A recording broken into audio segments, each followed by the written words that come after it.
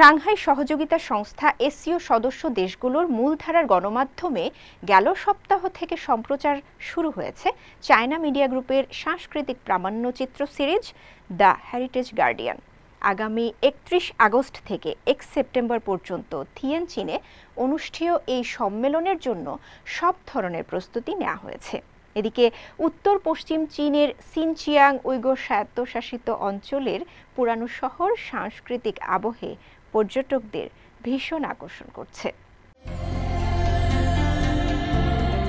Shanghai সহযোগিতা সংস্থা SCO সদস্য দেশগুলোর মূলধারার গণমাধ্যমে সোমবার থেকে সম্প্রচার শুরু হয়েছে চায়না মিডিয়া গ্রুপের প্রামাণ্যচিত্র সিরিজ দ্য হেরিটেজ গার্ডিয়ান।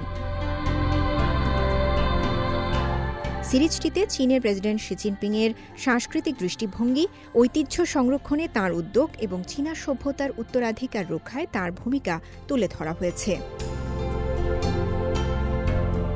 এতে প্রেসিডেন্ট শির কর্মজীবন, অভিজ্ঞতা এবং তার সহকর্মীদের সাক্ষাৎকারও অন্তর্ভুক্ত রয়েছে। লক্ষ্য হল আন্তর্জাতিক দর্শকদের সামনে নতুন যুগে চীনের সাংস্কৃতিক আত্মবিশ্বাস ও ঐতিহ্য সংরক্ষণের চিত্র তুলে ধরা। প্রামাণ্যচিত্রটি রাশিয়া, কাজাখস্তান, কিরগিজস্তান, পাকিস্তান, ইরান ও বেলারুশ সহ এসসিও সদস্য রাষ্ট্রগুলোর টেলিভিশনে সম্প্রচার শুরু হয়েছে।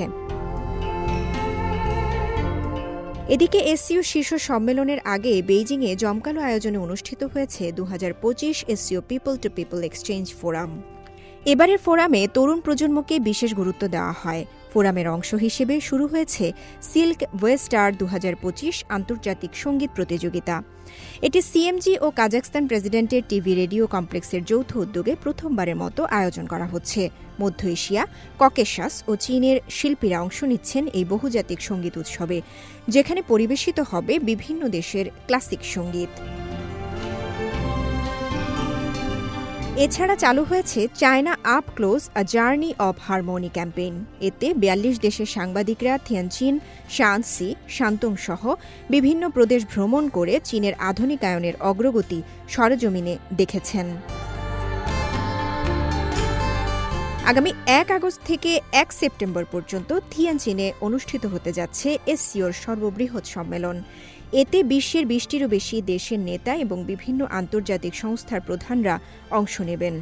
বৃহৎ সম্মেলন সফলভাবে আয়োজনের জন্য থিয়েনচিন এরই মধ্যে সব প্রস্তুতি শেষ করেছে।